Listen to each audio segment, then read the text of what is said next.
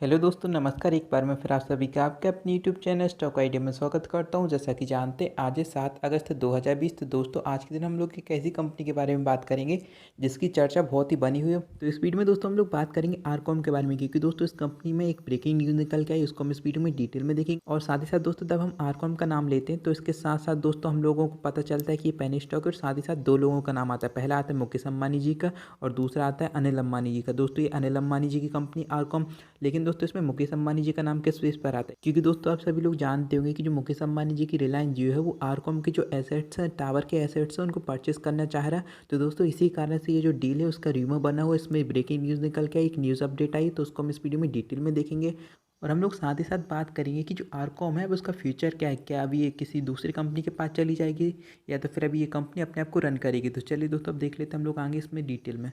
लेकिन दोस्तों, आगे देखने से पहले मैं आपको बताना चाहूँगा कि कल मैंने एक वीडियो अपलोड किया था जिसमें मैंने आपको बताया था कि कंपनी वो अपने शेयर होल्डर्स को एक शेयर के बदले 5 शेयर अलॉट करने वाली, मतलब उस कंपनी का जो स्टॉक स्प्लिट होने वाला है उसको मैंने आपको डिटेल में बताया था कि इसकी रिकॉर्ड डेट कब है, कब आपको इसके शेयर अलॉट होंगे, उसके बारे में मैंने पूरा डिटेल में बताया। तो दोस्तों, ये जो वीडियो है उसकी लिंक मैं नीचे डिस्क्रिप्शन में दे दूँगा, आप जाके देख सकते हैं। तो चलिए हम लोग न्यूज़ को देख लेते। तो आप देख सकते हो उसमें लिखा है कि NCLT to decide on Anil Ambani's RCom resolution plan on August 19। तो दोस्तों, जैसा कि हम लोगों का एक पब्लिक कोर्ट होता है, वैसे ही कंपनियों का एक कोर्ट होता है जिसका नाम है एनसीएलटी।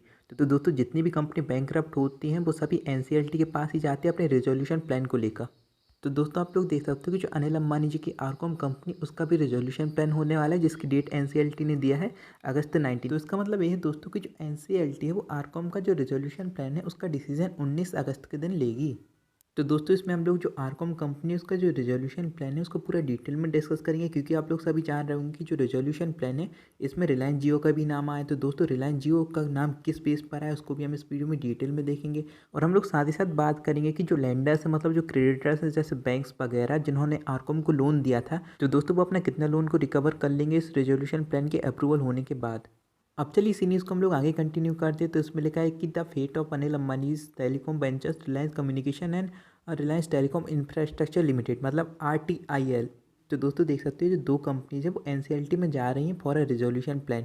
तो दोस्तों, इन दोनों कंपनी का रेजोल्यूशन होने वाला है और जिनकी डेट है 19 अगस्त। अब दोस्तों, जो लोग शेयर मार्केट में न्यू है, मैं उनको बताना चाहूँगा कि कोई भी कंपनी एनसीएलटी के पास क्यों जाती है। दोस्तों, उसका मेन रीजन रहता है कि जो उस कंपनी के लैंडर्स रहते हैं, जो क्रेडिटर्स रहते हैं, जो उस कंपनी को लोन देते हैं, तो दोस्तों जो कंपनी वो अपने क्रेडिटर्स का जो लोन है उसको वापस रिटर्न नहीं करती।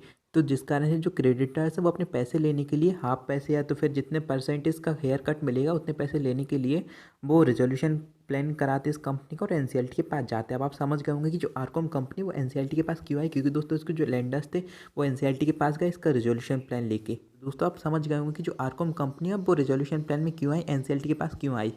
अब दोस्तों, हम लोग इसी को और आगे देखें तो इसमें जो लैंडर्स रहते हैं, आप सभी जान रहे होंगे कि जो लैंडर्स हैं उनको हम क्या बोलते हैं, वो बैंक्स वगैरह जो कि इस कंपनी को लोन देते हैं। तो दोस्तों, उन्होंने इस कंपनी का जो रेजोल्यूशन प्लान है उसको अप्रूवल दे दिया पहले से ही। अब बात करें दोस्तों, तो इस रेजोल्यूशन प्लान से जो बैंक वगैरह हैं, जो इस कंपनी के लैंडर्स हैं, फाइनेंशियल क्रेडिटर्स हैं, तो दोस्तों वो इससे अप्रॉक्स 23,000 करोड़ रुपये जुटा लेंगे। तो दोस्तों, हम लोग ने पहले बात कर लिया था, मैं आपको बताऊंगा कि जो लैंडर्स थे उनको कितना पैसा मिलेगा इससे। उनको अप्रॉक्स 23,000 करोड़ रुपीज़ वो इससे जुटाएंगे। तो दोस्तों, आप लोग आप सोच रहे होंगे कि जो लैंडर्स है वो इस कंपनी से अप्रॉक्स 23,000 करोड़ रुपीज़ कैसे जुटा पाएंगे। तो दोस्तों, जो लैंडर्स है वो इस कंपनी जो एसेट्स वगैरह हैं उनको सेल करके अप्रॉक्स 23,000 करोड़ रुपये जुटाएंगे। तो दोस्तों, इस रेजोल्यूशन प्लान से जो लैंडर्स है उन्होंने तकरीबन 23,000 करोड़ रुपीज़ तो जुटा लिए, लेकिन दोस्तों उन्होंने जितना लोन इस कंपनी को दिया था उतना लोन उनके पास वापस नहीं आया, उतने पैसे उनके पास वापस नहीं आए। तो दोस्तों, इसके ऊपर इसके जो लैंडर्स है उन्होंने थोड़ा बहुत हेयर कट जरूर लिया होगा। अब हम लोग आगे देखें दोस्तों, तो देख सकते हैं जो प्रोसेस रहती है वो बिडिंग प्रोसेस रहती है, और जिसमें जो हाईएस्ट बिड लगाता है दोस्तों, उसके पास उस कंपनी के जो एसेट हैं, जो बैंकरप्ट हुई उसके जो एसेट हैं वो उस कंपनी के पास चले जाते हैं जो हाईएस्ट बिड लगाती है। तो दोस्तों, अब आरकॉम के केस में जो हाईएस्ट बिडर है उनके बारे में बात करें दोस्तों, तो पहला नाम आता है रिलायंस जियो का, जो कि मुकेश अंबानी जी की टेलीकॉम कंपनी है। और दूसरी जो हाईएस्ट बिडर है उनके बारे में बात करें दोस्तों, तो एक Delhi based UVS resolution company limited का नाम आता है, जिसको हम UV लिमिटेड कंपनी भी बोलते हैं। इन दोनों ने हाईएस्ट बिड लगाई है आरकॉम के एसेट को एक्वायर करने के लिए। अब हम लोग इसी को आगे देखें तो देख सकते हैं जो इंसॉल्वेंसी कोर्ट है जो कि एनसीएलटी है वो रेजोल्यूशन प्लान को सुनेगा पढ़ेगा इसमें और अपना जो डिसीजन है वो देगा 19 अगस्त। तो दोस्तों जो 19 अगस्त है इस दिन को आप ध्यान में रखिएगा क्योंकि दोस्तों इसमें डिसीजन आ जाएगा कि जो आरकॉम के एसेट है वो किसके पास जाने वाले हैं। और हम लोगों ने अभी पीछे भी देख लिया कि जो आरकॉम के एसेट्स हैं उनको टेक ओवर करने के लिए दो बाय का नाम सामने आया। पहला है रिलायंस जियो और दूसरा है यूवी आर्क लिमिटेड कंपनी। तो दोस्तों इसका डिसीजन 19 अगस्त के दिन आएगा। क्या एनसीएलटी अप्रूवल कर देगी इस रेजोल्यूशन प्लान को और ये जो एसेट्स हैं क्या वो रिलायंस जियो के पास जाएंगे या तो फिर नहीं। तो दोस्तों 19 अगस्त की तारीख आप ध्यान में रखिएगा। अब हम लोग जो रेजोल्यूशन प्लान है उसके बारे में बात करें तो as per the resolution plan UV S A resolution company limited UV ARC limited has been approved as a buyer of RCom and its subsidiary RTIL by Reliance Jio will get the tower of fibre assets and Reliance Infratel. तो दोस्तों इस plan में जो EV arc limited company है वो RCom company और उसकी जो सब्सिडरी है RTIL को बाय करना चाहती है। वही दोस्तों साथ ही साथ जो रिलायंस जियो है वो टावर एंड फाइबर एसेट्स खरीदना चाहता है रिलायंस इंफ्राटेल के। तो दोस्तों समझ सकते हैं जो रिलायंस जियो है वो अपना नेटवर्क को और ही ब्रॉड करेगा, बहुत फैलाएगा इंडिया में। तो दोस्तों इसी कारण से उसने आरकॉम के जो टावर है और फाइबर एसेट्स है उनके ऊपर अपनी बिड लगाई है। इसी के साथ हम लोग आगे बात करें तो जो इकोनॉमिक्स टाइम की एक रिपोर्ट में बताया गया है कि जो अंबानी मतलब मुकेश अंबानी जी हैं वो पे करेंगे जो एसेट वो परचेज करेंगे आरकॉम के उसके बदले अप्रॉक्स 20,000 करोड़ टू 23,000 करोड़। तो दोस्तों ये जो अमाउंट है वो टोटल कंसिडरेशन है, मतलब इतना वो पे कर सकते हैं आरकॉम के एसेट के बदले। और दोस्तों ये जो अमाउंट वो पे करेंगे मुकेश अंबानी जी उसका जो पीरियड रहेगा वो रहेगा 7 ईयर का। तो दोस्तों अभी मैंने आपको जो ऊपर बताया वो सीधा सीधा इकोनॉमिक्स टाइम की एक रिपोर्ट में बताया गया है। और वहीं दोस्तों हम लोग आगे बात करें तो in early 2019 Reliance communication one the flagship company of Anil Ambani led Reliance group has filed for bankrupt. मतलब दोस्तों 2019 में इस कंपनी ने बैंकरप्सी की फाइल दर्ज कर दिया था। वहीं बात करें दोस्तों इन मार्च 2020 वाला मार्च है दोस्तों, तो इसमें जो स्टेट बैंक है जो कि लैंडर्स थे आरकॉम के उन्होंने रेजोल्यूशन प्लान को अप्रूवल दे दिया था और इनके बदले इन्होंने लगभग 23,000 करोड़ रुपये जुटाने की कोशिश की है और इसमें इन्होंने अप्रॉक्स 50% का हेयर कट भी ले लिया। जी हाँ दोस्तों अप्रॉक्स 50% का हेयर कट लेने के लिए तैयार है लैंडर्स। तो दोस्तों समझ सकते हो कितना ज़्यादा कर्जा दिया था लैंडर्स ने आरकॉम को और जो आरकॉम है उन्होंने लैंडर्स के पैसे को डुबा दिया। मतलब जो स्टेट बैंक और बाकी जितने लैंडर्स थे उन सभी के पैसे को उन्होंने डुबा दिया। और आप लोग इसे समझ सकते हो कि जो बैंक से जो लैंडर्स थे उनको कितना ज़्यादा नुकसान हुआ है दोस्तों आरकॉम को लोन देने से। अब दोस्तों हम लोग आगे बात करें तो at the time of filing for bankruptcy landers has submitted claim of around 49,000 crore rupees. तो दोस्तों देख सकते हो जब ये जो कंपनी आरकॉम बैंकरप्ट हुई थी तो इसके जो लैंडर्स थे उन्होंने अप्रॉक्स 49,000 करोड़ रुपीज़ का क्लेम किया था। तो दोस्तों ये जो 49,000 करोड़ रुपीज़ है इसमें से अप्रॉक्स 33,000 करोड़ रुपीज़ सिक्योर डेब्ट है। मतलब दोस्तों इस कंपनी जो एसेट्स वगैरह बेचे जाएंगे तो सबसे पहले इसी डेब्ट को चुकाया जाएगा।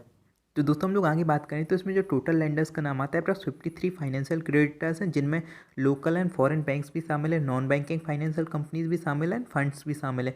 मतलब आरकॉम ने सभी से लोन ले चुकी थी दोस्तों ये कंपनी और अभी ये बैंकरप्ट हो चुकी जिससे दोस्तों इन्होंने बैंक को भी बहुत बड़ा नुकसान दिया और साथ ही साथ जो फंड्स हैं जो नॉन बैंकिंग कंपनीज हैं उनको भी बहुत बड़ा नुकसान दिया दोस्तों इससे।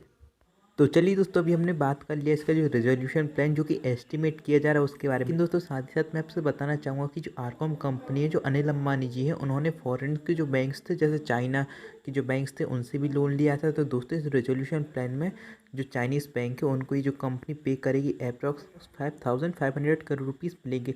लेकिन दोस्तों बात करें तो इन्होंने भी इसमें हेयर कट लिया होगा। तो दोस्तों इस रेजोल्यूशन प्लान से जो चाइनीज़ बैंक है वो अपने अप्रॉक्स 5,500 करोड़ रुपीज़ रिकवर कर लेंगे। लेकिन दोस्तों मैं साथ ही साथ आपको बताना चाहूँगा कि जो अनिल अंबानी जी हैं उनके ऊपर यूके में एक केस चल रहा था जो कि चाइनीज़ बैंक ने स्टार्ट किया था।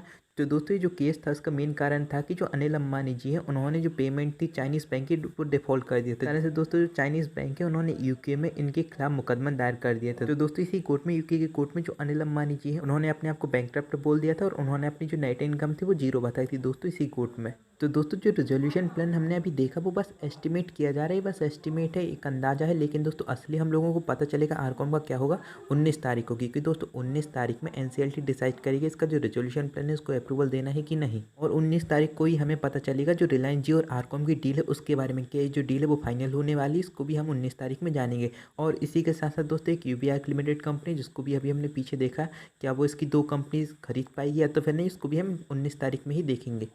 अब चलिए दोस्तों बात करते हैं कि अभी आपको इस शेयर में निवेश करना चाहिए कि नहीं। तो दोस्तों मेरा मानना, मेरा सुझाव है कि आप अभी इसमें निवेश ना करें।